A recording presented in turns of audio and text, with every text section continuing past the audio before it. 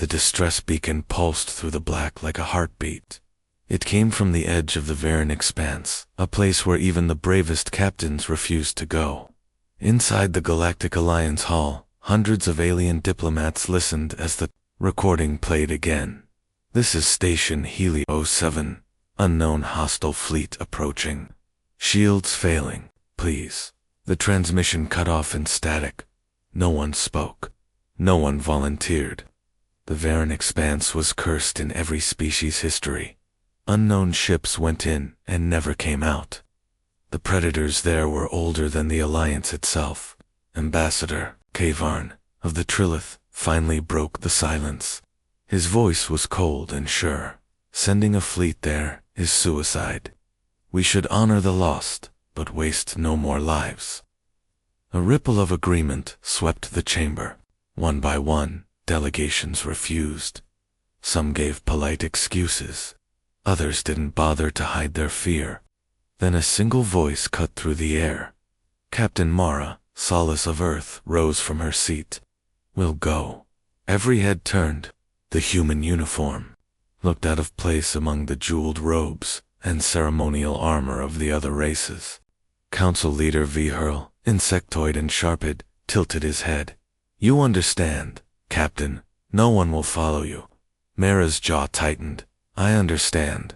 Elias Kor, her first officer, leaned over and muttered, "Mara, they call that place a graveyard." She glanced at him with the ghost of a smile. "Then it's a good thing we're used to dangerous places." The chamber's lights dimmed as the vote was recorded. In the history of the Alliance, no one had ever volunteered for a mission every other species refused. When the record was sealed, the decision was clear. Only one species had answered the distress call, the Deathworlders. If you want, I can jump straight into part 2 where the human fleet actually heads into the expanse. And the alien observers think they're doomed. That's where the HFY tension really starts building. You said, part 1 words, 900k Leko, or interesting, Huna Chaya, or third-person style, Ma Lekni Ha, or simple basic English Ka paragraph. Ma, proper emotional, our attractive Hochat GPT said, "All right. I'll rewrite part 1 in third person, about 900 words, in simple, clear English, making it emotional, suspenseful, and cinematic, so it grabs attention right away. Here's your part 1 in full." Only one species answered the distress call. The Deathworlders Part 1. The call no one wanted. The distress signal reached the Galactic Alliance Hall like a ghost's whisper. It came from deep in the Varen expanse, a place no one dared to go. The signal repeated over the chamber's speakers. A voice, tired and shaking, filled the air. "This is Station Helios 7. Unknown hostile fleet approaching. Shields failing. Please." The message ended with a burst of static. Silence followed. The huge council chamber, shaped like a shining silver dome, was filled with representatives of over 100 worlds. Tall, scaled beings from the outer systems, tiny furred creatures from the frost worlds, winged diplomats with shimmering feathers, all sat in heavy silence. The Varen expanse was not just empty space. Every race in the Alliance had stories about it. Ships that entered and never came back. Whole crews lost without a trace. Strange readings no scanner could explain. The old ones called it the place that eats fleets.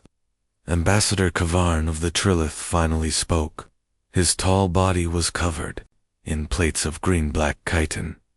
His voice was slow and deep. "Sending a fleet into the Varen expanse is suicide. We must mourn the loss of Station Helio 7 and protect what remains of our forces." Other ambassadors nodded. Some looked away, unwilling to meet anyone's eyes. Others tapped on their data slates, already moving on to other business. An elder, from the crystalline species, Zyriel, raised her voice. "Even if we send our fastest ships, we will not arrive in time. The risk is greater than the reward." The conversation turned into quiet whispers in dozens of alien tongues. Not a single? One of them offered to go. The message from Helio 7 continued to play in the background, softer now, as if it were fading away. At the far end of the human delegation table, Captain Mara Solis sat still, her eyes fixed on the glowing map of the expanse. Her uniform was dark navy, the symbol of Earth Fleet on her shoulder. Her hair was tied back, her posture straight, but her hands, resting on the table, were curled into fists. Beside her, Commander Elias Kor leaned forward. His voice was low. "They're not going to help. Not a single one." Mara didn't answer right away. She watched as another vote was cast, another refusal, another world turning its back. Finally, she stood. Her voice carried clearly across the chamber. "Earthfleet will respond." The whispers stopped. Hundreds of alien eyes turned toward her. Ambassador Wren of the Xyathari blinked in disbelief. His long neck tilted, his scaled crest shifting color. "You will go into the Varen expanse. Alone. Captain, that region has destroyed fleets far stronger than yours." Mara's gaze didn't waver. Station Helio 7 called for help. Someone has to answer. Council leader Vihurl, the insectoid with glass-like wings, tapped the table. Before him, "You understand, Captain Solis? No other fleet will follow you. I understand." Elias leaned close and whispered Mara. "They call it a graveyard for a reason. If the enemy doesn't kill us, the expanse will." Her lips curved, in the smallest of smiles. "Then we'd better be the kind of ghosts they regret making." Vihurl's sharp eyes studied her for a moment, before nodding. "Very well. The Council grants you full authority over this mission. You may take your fleet, but if you fail, humanity will never be given command again." It was a warning and a challenge wrapped in one. One by one, the vote counters confirmed it. No other species had stepped forward. Out of the entire Galactic Alliance, only the humans had said yes. The chamber lights dimmed as the record was sealed in the archives. In the official history, the entry would read, "Only one species answered the distress call, the Deathworlders." Mara walked out of the chamber with Elias, following close behind. The hall outside was quiet, lined with tall windows that showed the endless black of space. Stars shone like distant fires, and the swirling green fog of the nearby nebula cast soft light across the floor. Elias shook his head. "They think we're insane." "They always do," Mara said.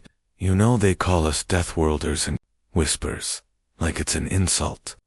She stopped in front of a window, looking out toward the stars. "That's fine. A death world is where we learned to survive. Harsh winds, burning deserts, freezing poles, storms that swallow cities. We thrived there. We'll do the same in the expanse." Elias stared at her for a moment, then sighed. "We'll need every trick we have." She turned toward him, her expression hard, but calm. "We're not going in to fight a battle we can't win. We're going in to win a battle no one else believes can be won." Far beyond the window, a faint red light blinked in the dark, the last echo of Helio 7's distress call, still traveling through the void. In 3 days, the human fleet would set course for the Varen expanse. And somewhere inside that haunted region of space, the enemy, whatever it truly was, would be waiting. The Aegis Dawn floated in the docking ring above Sol Station, its silver hull catching the light of Earth's sun. It was the pride of the human fleet, fast armed, and built to survive where other ships fell apart. Around it, smaller escort ships drifted in position, their engines glowing softly in the dark. Captain Mara Solis stepped onto the command deck. The air smelled faintly of metal and ozone. Screens glowed with streams of data, and the crew moved with quiet focus. The sound of boots on the deck plates was steady, controlled. Every person on board knew the stakes. Commander Elias Kor stood near the tactical display. He looked up as Mara entered. "All ships are reporting ready. We're waiting for your word." Mara walked to the central console. The holographic map of the Varen expanse hovered in the air, a swirling storm of red and black shapes dotted with known hazards and empty voids, where sensors had failed to map anything. At the far edge of the map pulsed a single red marker, the last known location of Station Helios-7. She studied it for a long moment. Then she spoke, her voice steady. "Signal the fleet. We're moving." A quiet ripple passed through the crew. The order was given, and engines roared to life. From the observation deck of the Alliance's monitoring station, several alien officers watched the human fleet depart. They were not part of the mission. They were there only to record it for the Council. A tall, slender Valerie officer, with deep blue skin, folded his arms. "They will be gone within 2 days," he said to no one in particular. Beside him, a Lernic with pale tendrils tilted its head. "Perhaps sooner. They are brave, yes. But bravery cannot protect you from the expanse." Their words were cold, but their eyes followed the ships until they vanished into the shadow of the stars. Inside the Aegis Dawn, the first day passed in tense calm. Space was quiet here, the way a hunting ground is quiet before the predator strikes. The crew kept busy. Engineers checked systems twice over. Navigation plotted the safest course through the expanse's outer edges. In the mess hall, conversations were short, voices low. Everyone knew they were heading into a place no one came back from. Elias found Mara in her ready room, staring at a small, worn photo pinned to the wall, a picture of Earth, taken from orbit. "You ever think about what happens if we don't make it back?" he asked. She didn't look away from the photo.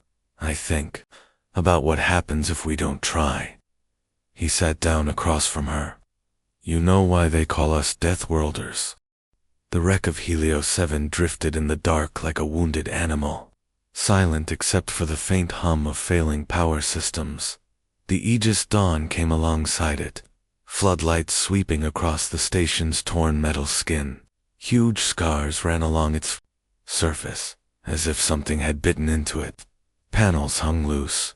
Frozen air and debris floated from open wounds in the hull. On the bridge, Captain Mara Solis studied the image. "It's worse than I thought," she said quietly. Commander Elias Kor stood beside her. "Half the station's gone, and if there's anyone left alive, they've been in this for days." Mara turned to the comms officer. "Tell the boarding team to move. We're out of time." Inside the hangar bay, the boarding team suited up. Thick armor, sealed helmets, magnetic boots. Each carried a pulse rifle, not because they expected a fight, but because the unknown demanded it. Lieutenant Vance, tall and sharped, checked his squad. "Remember, we're here to find survivors and recover data. Anything else is secondary." The hatch opened with a hiss, revealing the cold emptiness of space. The team stepped out, magnetic boots clanging softly on the docking arm as they crossed into the station. Helios-7's interior was a graveyard. The corridors were dim, lit only by emergency strips that flickered on and off. Bits of paper and personal belongings floated in the zero-gravity air. A mug bumped against the wall, spinning slowly before drifting away. The team moved carefully, boots clicking against the floor. The sound was swallowed quickly by the stillness. In one hallway, they passed a shattered viewport. Beyond it, the expanse stretched into infinity, black and endless, with faint ripples of green light far away. Lieutenant Vance's voice came over the comms. "Stay sharp. No readings on life signs yet." They reached the main operations center. The doors were jammed halfway open. It took 2 crew members forcing them apart before they could enter. The room was in chaos. Consoles sparked. Screens showed frozen images from the last minutes before the attack. One feed displayed the station's docking bay being torn open by something huge and shadowed. In the center of the room, strapped into a chair, was a body. The helmet was cracked. The skin inside was pale, eyes open but lifeless. The name patch read, "Commander Rin Callis, the station's leader." Vance knelt beside the body, searching for anything, a data chip, a recording device, something that could explain what happened. His gloved hand found a small black recorder. clipped to the uniform. "Captain," he said into the comms, "we've got something." Back on the Aegis Dawn, Mara stood in the briefing room as the recorder played. The voice of Commander Callis filled the air, weak and broken. "This is Commander Rin Callis. Helios 7 is under attack. Not pirates. Not Alliance ships. They came out of the dark. No warning. No demand. They just tore into us. We tried to fight, but..." There was a pause, followed by static. "They're not ships. Not really. They move like they're alive, and they're feeding." The recording ended. Elias frowned. Feeding? On what? Mara's gaze was cold. "Let's assume everything." The boarding team kept searching. In the engineering bay, they found strange marks burned into the walls, long, curling patterns, like writing, but no one recognized the symbols. Private Rowe tapped one with his glove. "This wasn't made by heat from an explosion. It's controlled, deliberate," Vance snapped. "Don't touch it." But before they could move on, the station's lights flickered again. This time, they didn't come back on fully. Instead, a low hum began to echo through the corridors. "Captain," Vance said into the comms, "we've got movement." On the Aegis Dawn, sensors lit up. Officer Riva's voice was tight. "I'm detecting multiple objects approaching from the far side of the station. No transponders, no match in the database." Elias leaned over her shoulder. "How many?" "5. No, 7. Fast." Mara didn't hesitate. "Recall the boarding team now." Inside Helios 7, Vance heard the order and signaled his squad. "Move it. Back to the airlock." They began retreating through the dark corridors, the hum behind them growing louder. Something scraped along the metal walls, slow, dragging, like claws on steel. Private Rowe glanced back once. His helmet camera caught a shape emerging from the shadows, long, jointed limbs, too many to count, sliding over the floor and walls. Its surface shimmered like black liquid. "Contact," Rowe shouted. The thing didn't attack immediately. It just watched, its body shifting in slow waves, as if deciding whether they were worth the effort. Then, without warning, it moved impossibly fast. The team fired. Pulse rifles lit the corridor with flashes of blue, but the thing flowed. Around the shots, pieces of its body melting and reforming as it advanced. On the Aegis Dawn, Mara's voice cut through the comms. "Keep moving. We've got you on sensors." Vance's breathing was heavy. "We're almost there." The first of the shapes hit the wall beside them, the impact making the entire corridor tremble. They didn't look back again, at the airlock. They piled inside. The outer hatch closed just as a black liquid arm slammed against it, leaving a dent. The docking clamps released. The Aegis Dawn pulled away from the station. Through the viewport, Mara saw them, 7 shapes drifting in. The void, their bodies writhing and twisting without engines, without visible weapons, yet moving as if space itself obeyed them. Elias stared. "What are they?" Mara's eyes stayed fixed on the view. Something the rest of the Alliance is too afraid to find out. The station, Helios 7, disappeared behind them, swallowed again by the dark, but the shapes followed, moving in silence, closing the distance. Mara turned to her crew. "Prepare for combat, and get me a secure line to the Alliance. They need to know the truth." Her voice hardened.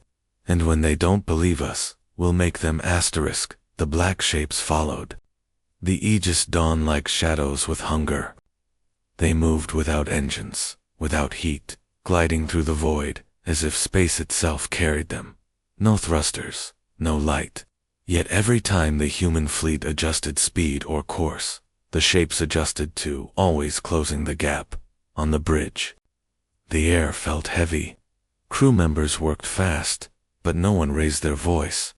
The tension pressed down on them, like deep water. Commander Elias Corps stood over the tactical map. "They're gaining. We can't outrun them." Captain Mara Solis didn't take her eyes off the main screen, where the nearest shape loomed. Larger, with every second. Its surface shifted constantly, sometimes smooth like glass, sometimes rippling like liquid, disturbed by wind. "They're testing us," she said. Elias glanced at her. "What do you mean? They could have caught us already, but they haven't attacked. They're watching." A sharp beep broke the silence. "Captain," Officer Riva called out. "Short-range scans just spiked. 2 of them have broken formation. They're moving to flank us." Mara turned to navigation. "Full power to engines.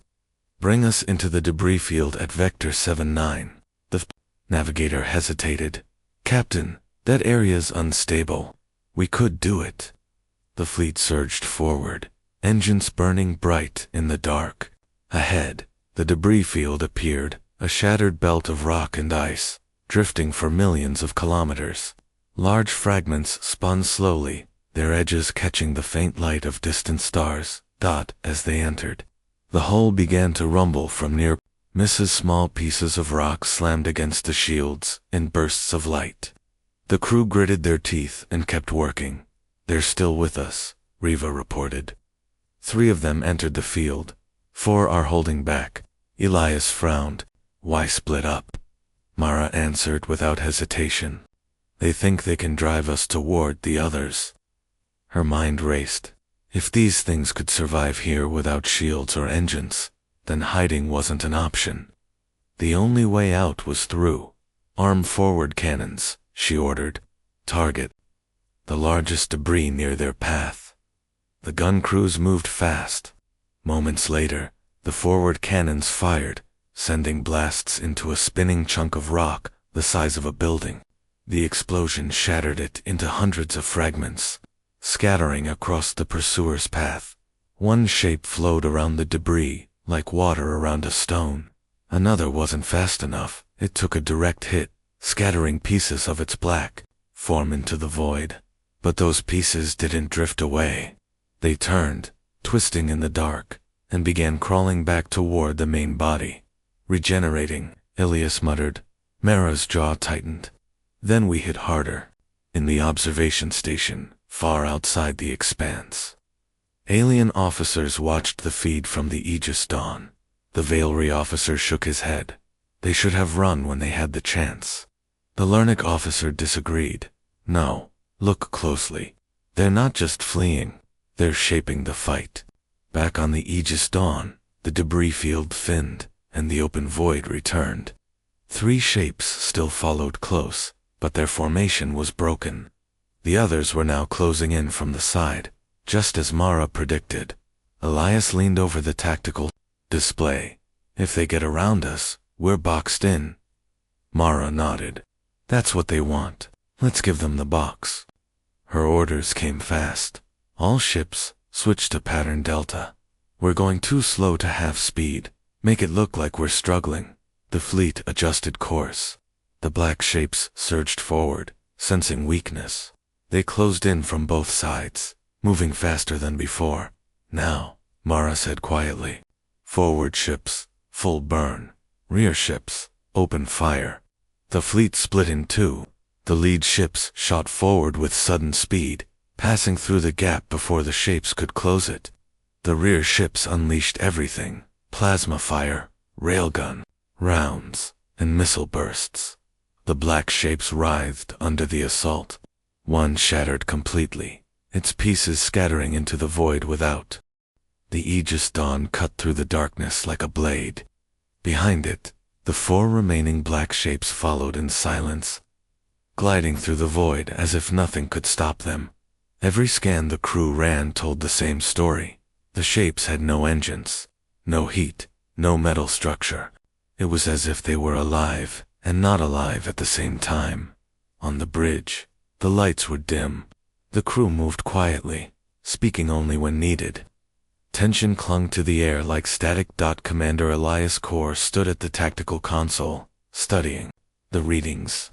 "They're still matching our speed exactly," he said. "Not too close, not too far. They're making sure we don't turn around." Captain Mara Solis didn't look at the display. Her eyes were fixed on the forward viewport. "They're not chasing us," she said. "They're guiding us." Elias frowned. Guiding us where? That's what we need to know before we arrive. An hour later, Officer Riva broke the silence. Captain, long-range scans are picking up a structure ahead. Very faint. About 200,000 kilometers out. What kind of structure? Elias asked. Riva hesitated. It's huge. Larger than any station in Alliance records. But it's wrong. Define wrong. It's not solid. Parts of it keep disappearing from scans. Almost like she stopped herself. Almost like it's phasing in and out of space. Mara finally looked away from the viewport. Put it on the main screen. The image appeared, a massive, jagged shape, suspended in the void. It wasn't a ship. It wasn't a station. It was something in between, built from uneven spires and curved plates that looked grown rather than made. A faint green light pulsed from its center, like a slow heartbeat. Elias stared at it. What in the hell is that? Riva shook her head. If it's alive, it's the size of a moon. The four black shapes behind them were closing in now, steering the Aegis Dawn directly toward the glowing heart of the structure. In the far-off Alliance observation station, alien officers watched the feed in stunned silence. The Veilry officer's voice was tight. That is no natural formation. The Lernic officer's tendrils curled. They've found the nest. Back on the Aegis Dawn, the tension on the bridge turned into sharp focus. Mara's voice was steady. Options. Elias pointed to the tactical map. If we turn away now, they'll close in before we can escape. If we keep going, we walk right into whatever's inside that thing. Riva added, I'm also picking up faint distress beacons coming from the structure. Alliance codes. Several of them. Mara's eyes narrowed. From Helios 7. Not just Helios 7. Other stations. Other ships. That made the decision. We're going in, Mara said. Elias turned to her sharply. Mara, if there are survivors, we don't leave them. And if this is where those things are coming from, then we'll see what they're protecting.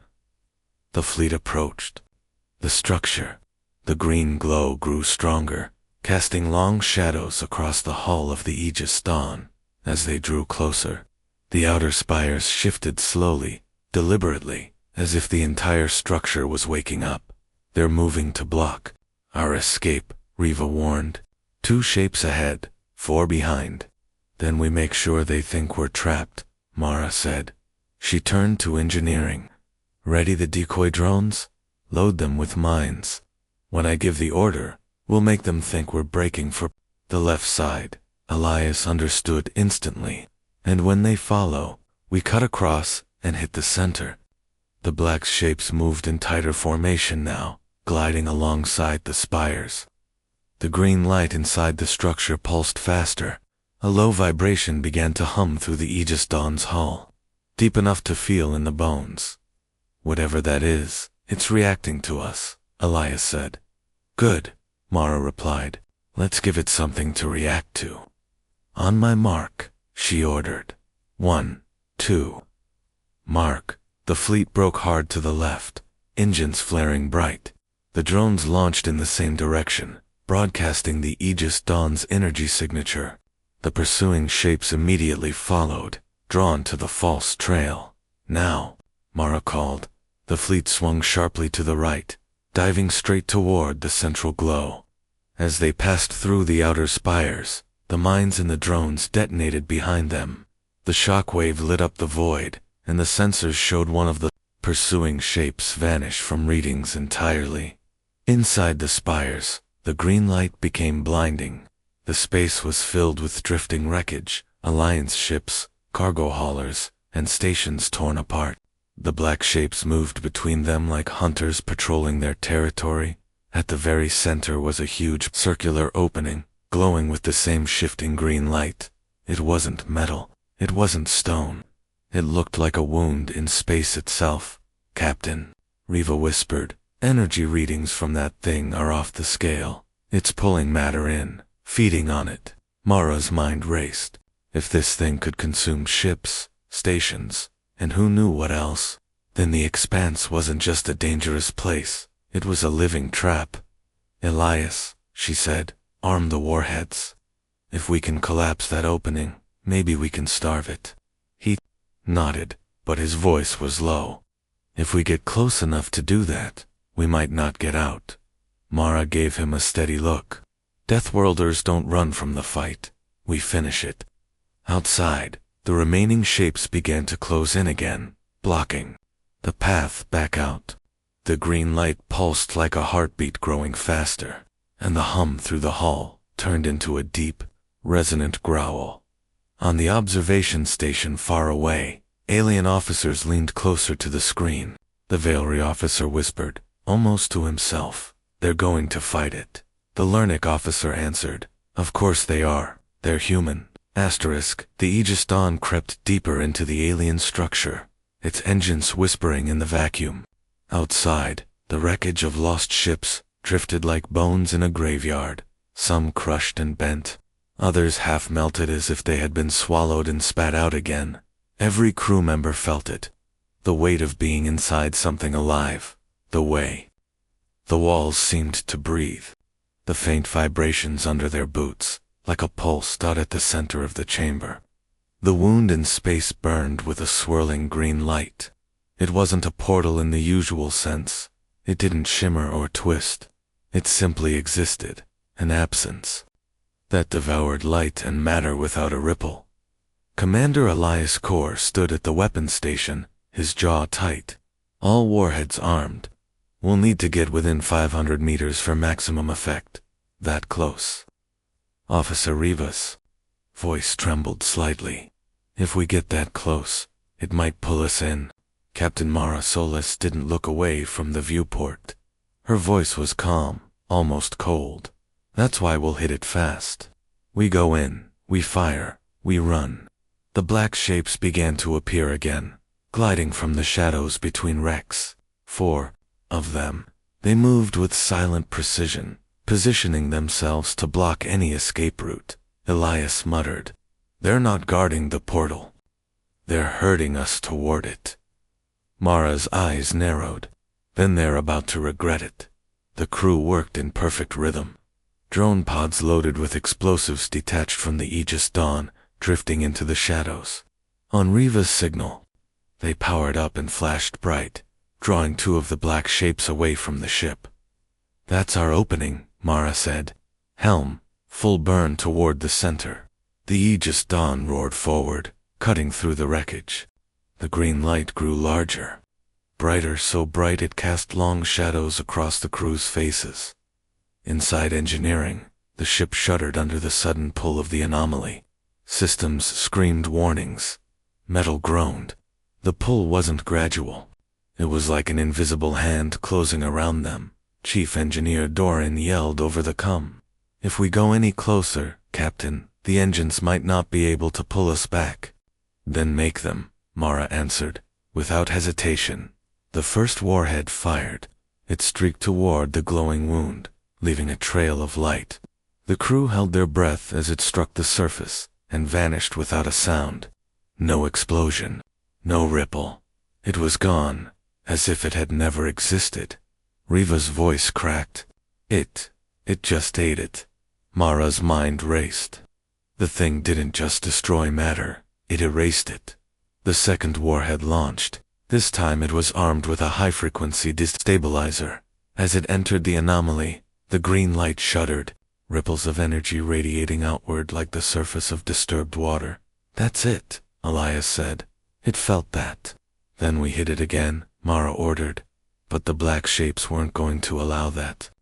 The 2 that had been lured away suddenly turned back, cutting across the wreckage with frightening speed. The remaining 2 surged forward from the shadows, coming in from opposite sides. "They're boxing us in," Elias shouted. The ship jolted violently as one of the shapes slammed into the Aegis Dawn's shields. Lights flickered. Doran's voice came through engineering. "Shields down to 60%. Mara gritted her teeth. "Elias, give them something to think about." With a grim smile, Elias locked the rail cannons on the nearest shape and fired. The slugs tore into its surface, sending fragments of black matter spinning away. Instead of retreating, the shape let out a piercing vibration, a soundless scream that the crew felt in their bones. The green wound pulsed harder now, as if sensing its prey. The pull increased. Loose tools floated from the crew's belts.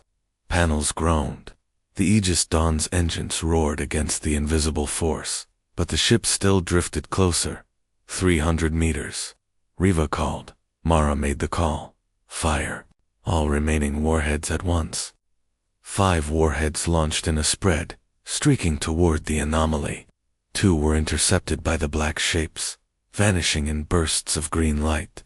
The other 3 hit their target. The wound flared violently. A blinding flash filled the chamber, and the pull stopped.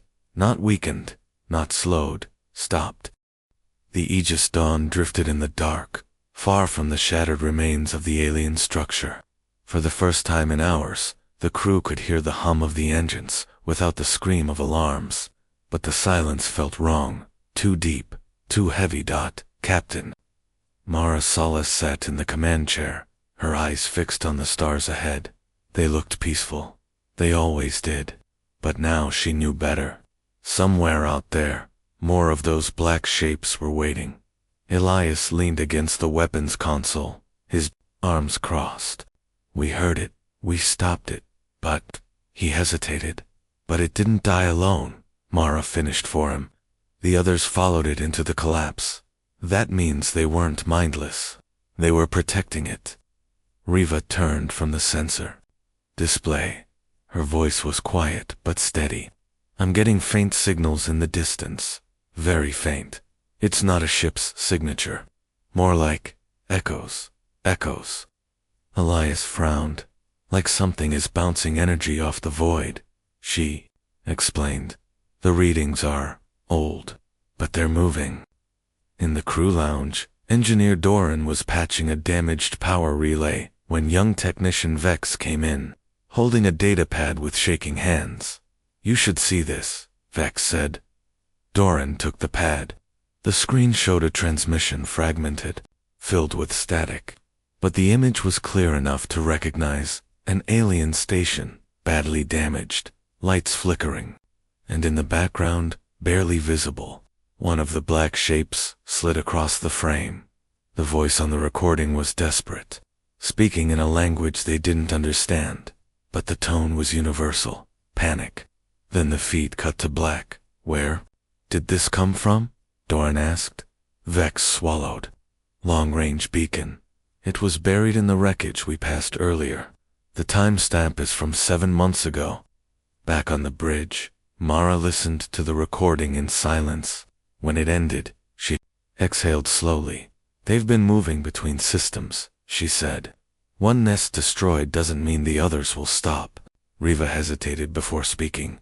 Captain, the signal's origin is in the Vega Rim. That's close to civilian trade routes. Ilias's expression hardened. If they get to those routes, it won't be war. It'll be slaughter. Hours later, the Aegis Dawn dropped out of FTL, near a small, dim star. Around it hung a scattering of debris, old satellites, fractured stations, and the drifting hulks of ships. The system felt abandoned, but the sensors told another story. They're here, Riva whispered. Readings match the black shapes. But there's more of them than before. How many? Mara asked. Riva looked at her screen, then up. At Mara. Too many. Elias pulled up tactical maps. If we go in guns blazing, we'll be swarmed. We need a way to see their nest without drawing them out. I might have something, Doran said. Overcomes. One of the old mining drones we recovered still works. I can modify it with stealth plating. Send it in first. Do it, Mara ordered. Minutes later, the drone slipped away from the Aegis Dawn, vanishing into the debris field. Its camera feed flickered to life, showing jagged holes and torn metal floating in endless night. Then the shadows began to move. The black shapes glided between wrecks, slow and deliberate. Some were larger now, their forms stretched and spiked, like they had grown since last contact. And at the center of them was something new, not a wound in space, but a structure. It was built from the wreckage of dozens of ships, fused together in a twisted spire. The walls pulsed faintly, almost alive. "My God," Elias muttered. "They're building something." The drone edged closer, its sensors scanning the spire. Readings flooded in energy surges, strange biological traces, and heat signatures, deep inside. But before it could finish, the feed went black. "They saw it," Riva said quietly. "And they killed it." Mara didn't move. "Now they know we're here." The first attack came fast. The black shapes surged from the debris, silent and relentless. The Aegis Dawn's rail cannons lit up the dark, shredding the closest ones. But more kept coming. "Shields down to 70, Doran called. Elias fired again, targeting the largest shape. It broke apart, but two others slammed into the hull, rocking the ship. "We can't hold this line," Elias shouted. Mara made her choice. "We're not here to win this fight. We're here to find their heart." Helm, full burn, toward that spire. The Aegis Dawn roared forward, weaving through the debris. Black shapes slammed into their path, but Elias' guns kept carving them away. The spire loomed closer, its pulsing walls casting a sick green glow over the whole. "Riva, any weak points?" "There." Riva pointed at her screen. "Base of the structure. Looks unstable." They lined up the shot. All forward cannons fired at once, tearing into the base of the spire. Fragments of fused metal and alien tissue spun into space. The glow inside the structure flared wildly, and the black shapes screamed, not with sound, but with vibrations. That rattled the crew's bones. The spire began to collapse inward. The black shapes didn't flee. They swarmed toward it, wrapping themselves around it, like they were shielding it from death. The Aegis Dawn pulled back, engines screaming. Behind them, the spire imploded, sending a wave of light across the system. The shapes caught in it, disintegrated into black dust. The rest scattered into the darkness, vanishing between the stars. Silence returned. Mara sat back in her chair, her voice low. "We hit them again, but they're learning. Next time, they'll be ready." Elias stared out at the stars. "Then so will we." Far beyond their sensors, in the deep black, a faint green light flickered once, then went out. The Aegis Dawn sailed through the dark expanse, every crew member alert, every sensor active. The last attack had taught them one thing: the black shapes weren't mindless. They were strategic, patient, and they learned. Captain Mara Solis leaned forward in her chair, staring at the map.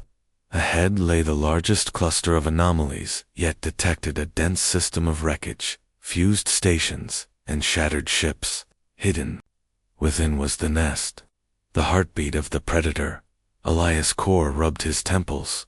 If what we faced before was one nest, this is a city of them.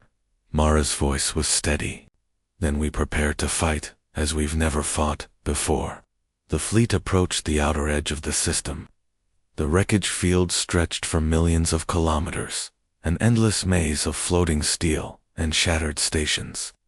Within it, faint green pulses hinted at something alive, the black shapes moving. Like shadows between bones, Riva's voice cut through the tense silence. "Captain scans show at least 50 large shapes, possibly more hiding in debris. Energy readings are off the charts." 50, Elias whispered. "We can't win by force alone." Mara's jaw tightened.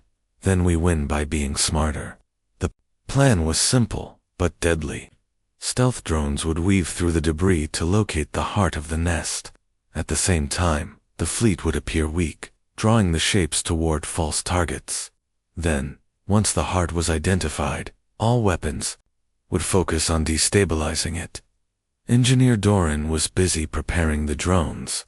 They're small, fast, and nearly invisible. But if the shapes detect them, they will, Mara said. But it's the only way. Lieutenant Vance loaded the pulse cannons, his face pale but determined. "Ready when you are, Captain." The first drone slipped into the maze. Its camera showed a twisted city of wreckage, tangled and alive. Black shapes moved among it like shadows, slipping along walls, twisting through gaps. Each one seemed aware, calculating. Then the drone's feed caught the central structure, enormous, built from pieces of dozens of ships, fused into a spire taller than any station the Alliance had recorded. It pulsed with green energy, and the black shapes clustered around it, as if protecting a queen. Target acquired, Riva whispered suddenly. The shapes reacted. One surged toward the drone, dissolving into liquid black, and then reformed around it. The feed went dark. They've seen it, Mara said calmly. Time to execute the distraction. The fleet split, acting like prey. Forward ships feigned retreat, pulling several shapes away. The Aegis Dawn held back, engines barely whispering, shields low to appear vulnerable. Elias clenched his fists. I hate bait. Then do your job, Mara replied. The black shapes followed, rushing to the false targets. The Aegis Dawn and its remaining escorts moved carefully, threading through debris, keeping the shapes at a manageable distance. Inside engineering, Doran monitored energy surges. Captain, the nest is alive. It's reacting to our presence. The energy spikes are huge. Mara's eyes narrowed. Good. We want it to react. Finally, the opening came. The Aegis Dawn and 2 escorts approached the base of the nest. Warheads armed, pulse cannons locked, railguns ready. Riva's fingers danced over the sensors. Heart located, she whispered. Structural integrity is low at the base. If we hit it hard, it could collapse inward. Elias's voice was tight. 1 shot. If we miss, we won't, Mara said, her tone calm but deadly. The first salvo fired. Explosions tore through the base of the spire, sending shards of fused metal and alien materials spinning into space. The green pulse flared violently. The black shapes reacted immediately, surging to defend it. One slammed into the Aegis Dawn's shields. The deck shook, sparks flying across consoles. Shields at 40%. Doran shouted. Mara gritted her teeth. Keep firing. Keep the pressure on. Elias' hands moved like lightning over controls, targeting shapes as they approached. Each one hit with precision, breaking apart, but more kept coming. The nest was alive, intelligent, and dangerous beyond anything they had seen. Through the viewport, the crew watched the spire tremble and bend. Light leaked from cracks in the fused hull. The black shapes writhed. The Aegis Dawn floated in the empty void, scarred but unbroken. The remnants of the alien nests lay behind them, collapsed, silent, and destroyed. Yet the crew knew the danger was not gone. The black shapes, clever and relentless, could be anywhere. Captain Mara Solis stood at the bridge, her eyes scanning the endless stars. Every flicker of light could hide a threat. Every shadow could hide death. But she felt no fear, only focus. Elias Core stepped beside her.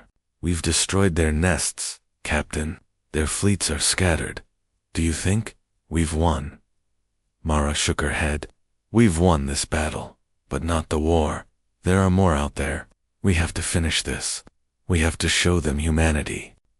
Isn't something to underestimate? Sensors suddenly flared. Riva leaned forward, pointing at the readings. Captain, massive energy spike detected. Unknown origin. Farther out in the expanse. This is bigger than anything we've faced. Ilya's jaw tightened. Another nest. Not a nest, Mara said quietly. Something else, something central. The origin. The fleet jumped toward the coordinates. As they dropped out of FTL, the view was breathtaking and terrifying. A massive structure floated in the void, far larger than any station, composed of wreckage fused into a living form. Its core pulsed green, brighter than any star nearby. Black shapes swarmed around it like insects guarding a queen. This is it, Mara whispered. The heart of the enemy.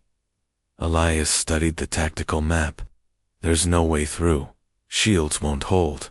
Weapons won't pierce that mass. If we go in, we could be torn apart instantly. Mara's eyes narrowed. Then we won't go in, like the others. We'll do it the Deathworlder way. Fast. Clever. Together. Riva's fingers flew over the controls. I can modify the drones to carry if we can get them inside the core. Mara's gaze was fierce. Then we do it. Every second counts. The Aegis Dawn and the escort ships split their attention. Drones launched, invisible against the dark, weaving through the maze of debris and black shapes. The enemy reacted immediately, but the humans were faster. They anticipated the attacks, weaving patterns that forced the shapes to follow predictable paths. Remember, Mara said quietly, we survive by thinking, by acting as one. Their strength is numbers. Our strength is ingenuity. Elias nodded. Let's make them regret underestimating humans. Hours passed as the fleet coordinated flawlessly. The drones reached the heart of the structure. Riva monitored every second, guiding them precisely. At the same time, the fleet created diversions, firing volleys in controlled bursts, drawing black shapes into traps between debris and explosions. The green core pulsed wildly. Its hum vibrated through the hull, through the bones of every crew member. It was alive. It was aware. It was angry. Now, Mara commanded. The drones deployed the destabilizers into the core.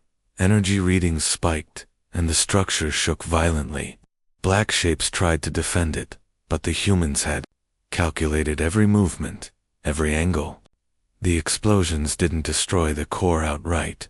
They disrupted it, destabilizing the energy flow inside. The core pulsed faster, brighter, then began collapsing in on itself. Sections of the living structure folded and twisted. The black shapes screamed through vibrations, rushing to protect the core, but it was too late.